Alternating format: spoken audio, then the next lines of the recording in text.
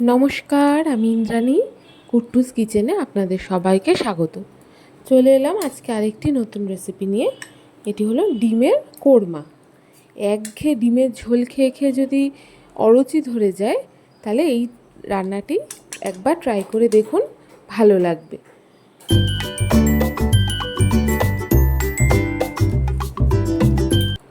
ডিমের কোরমা তৈরি করার জন্য প্রথমেই কড়াইতে আমি দিয়ে নিয়েছি সাদা তেল। এই রান্নাটা সাদা তেলেই হবে। এবার এর মধ্যে আমি দিয়ে দেবো খুব ঝিরি ঝিরি করে কাটা পেঁয়াজটাকে আমরা বেরেস্তা করব। এই সময় মনে রাখবেন আঁচটা কিন্তু বাড়ানোই থাকবে, এটা কমানোর কোনো দরকার নেই। পেঁয়াজটার মধ্যে কিচ্ছু দিতে হবে না, স্রেফ পেঁয়াজটাই আমরা লাল লাল করে ভেজে এটি বেরেস্তা তৈরি করে নেব।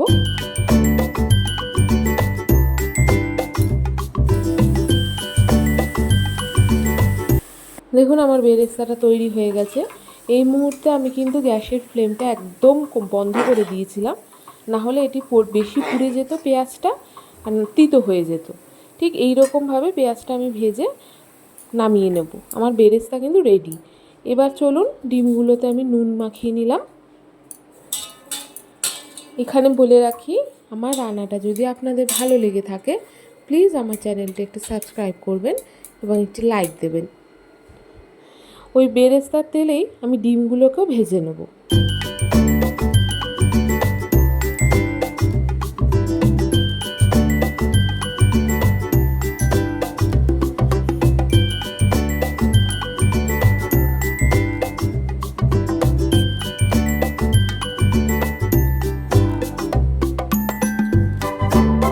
দেখুন ডিমগুলো আমার বেশ লালচে হয়ে ভাজা হয়ে এসেছে। এবার আমি ডিমগুলোকে এক এক করে তুলে নেব।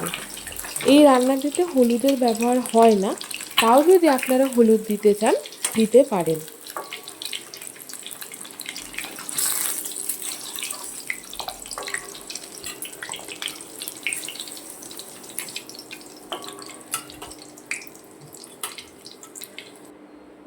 এবার ওই একই তেলে আমি দেব একটু ঘিটা গলে যাওয়া অবধি অপেক্ষা করে ওর মধ্যে দিয়ে দেবো ফোড়নে দেব একটি তেজপাতা আর কয়েকটি গরম মশলার মধ্যে আছে 3টে এলাচ, 4টে লবঙ্গ আর একটি দারচিনি। একটু ভাজা হয়ে আসলে এর মধ্যে দিয়ে দেবো পেঁয়াজ বাটাটা।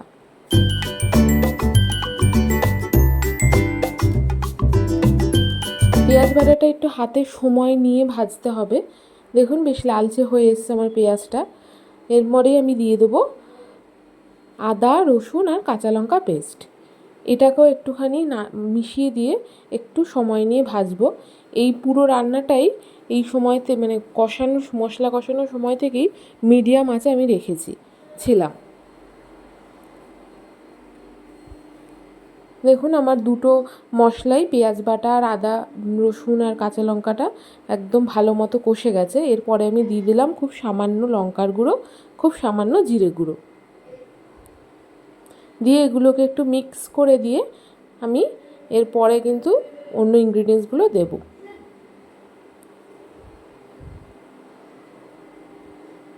এরপরেই দিয়ে দেবো কাজু বাদাম বাটা।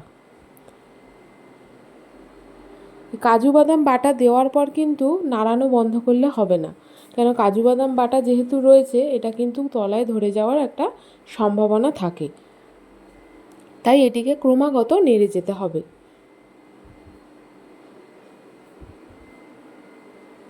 দেখুন আমার মশলা কষে তেল উপরে চলে এসছে, ভেসে উঠেছে।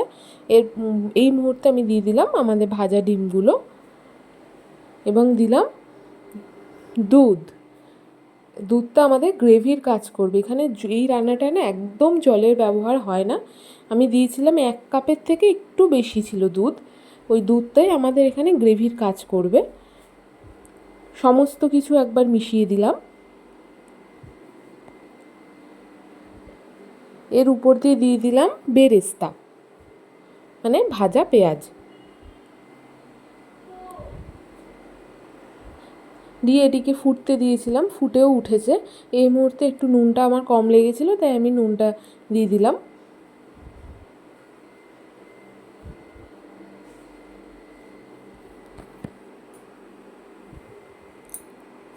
নুনটা দিয়ে সমস্তটা মিশিয়ে দিলাম এবং আমার দেখুন প্রায় কিন্তু ডিমের কোরমাটা হয়েই এসেছে। ঠিক নামানোর 5 মিনিট আগে আমি দিলাম 4টে চেরা কাঁচা লঙ্কা। দেখুন আমার কিন্তু ডিমের কোরমা রেডি হয়ে গেছে, উপর দিয়ে তেলও ভেসে উঠেছে। এখানেই বুঝবেন আপনার রান্না কিন্তু রেডি। উপর দিয়ে দিলাম আর একটুখানি পেঁয়াজ ভাজা বা বেরেস্তা। ডিমের কোরমা আমার রেডি হয়ে গেছে। এইভাবে একদিন খেয়ে দেখবেন, ভীষণ ভালো হয় এটা খেতে। একবার বাড়িতে ট্রাই করবেন, আর যদি ভালো লাগে আমাকে কমেন্টে জানাবেন। আজ তাহলে এটুকুই, আসবো আরেকদিন অন্য আরেকটি রান্না নিয়ে। আজ তাহলে আমি আসি, টাটা।